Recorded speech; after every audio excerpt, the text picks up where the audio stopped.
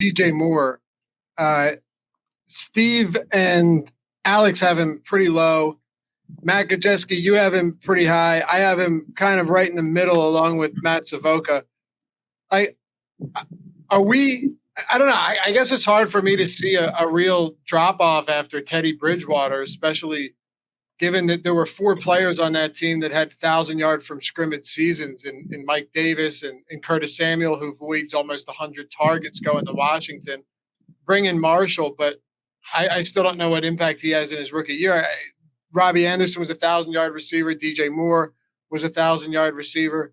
If anyone wants to touch on where you have him ranked, I mean, I guess we could go to you first, Alex, because you have him at 57 with an ADP of 41. Yeah. I think Sam Darnold, I mean, he was really bad with the Jets, of course. I'm kind of attributing a lot of that to the Jets just being a bad team. So I don't know if it'll move the needle a ton for DJ Moore. The bigger factor I'm seeing is just Christian McCaffrey being healthy again. He's having for about 45 yards per game, so that's just less yardage that wide receivers can get. And then Robbie Anderson also. I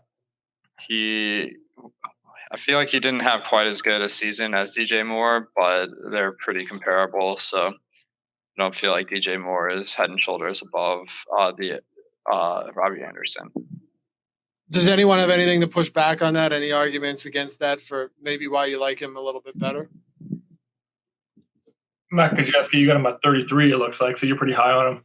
Yeah, I think it's just career trajectory. DJ Moore having the first-round draft capital, now has back-to-back 1,000-yard seasons.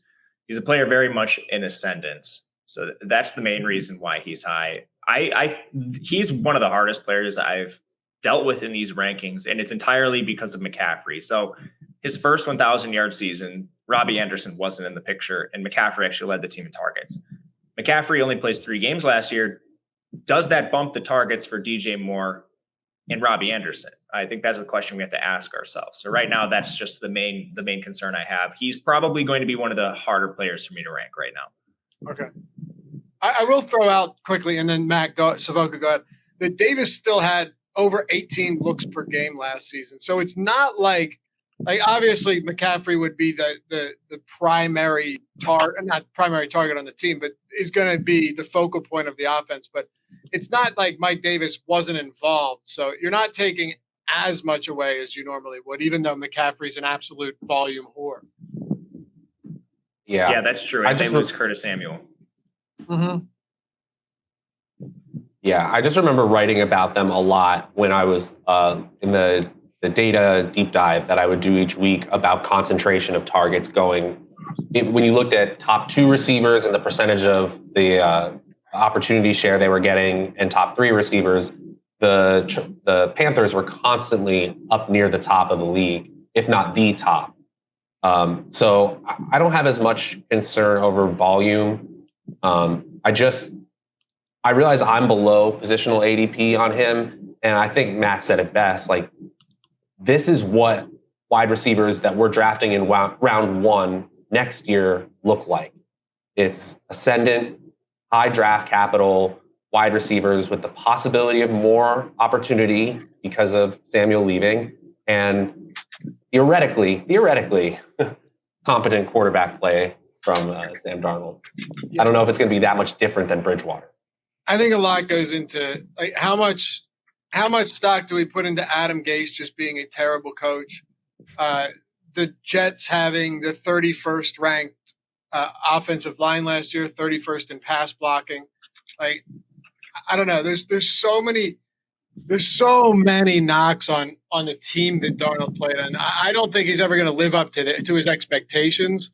But I also don't think he's going to be nearly as bad as he was last year with a competent coach and offensive line. One thing I want to mention about Carolina, too, they played at the 3rd slowest pace in the league last year, which seems significant because it's not like they're winning a bunch of games and running out the clock. So there's just a little bit less production to go around. All right. Are those that's really interesting. That's Go really ahead, Matt. interesting to me. Like going back, as you guys know, I do a lot of college football stuff. That's completely different from the offense that Joe Brady ran at LSU. So I wonder if that's more the result of having limitations on the offense at the quarterback position, which clearly they do again, but it's like a 1 year sample. What we've seen from Brady in the past suggests he wants to run up tempo, pass heavy stuff. I'm just not sure that is sticky, but it's a good question worth asking. They still had 4 guys with 1,000 yards from scrimmage. That seems significant considering Curtis Samuel was one of them, and now he's gone. And he had 92. I believe off the top of my head, I think he had 92 targets. Like it played slow, but having 4 guys that in some form or fashion got to 1,000 yards, like that's still a lot of production to go around. And then you take 1,100 yards from Samuel off the table right away. I still think there's enough there.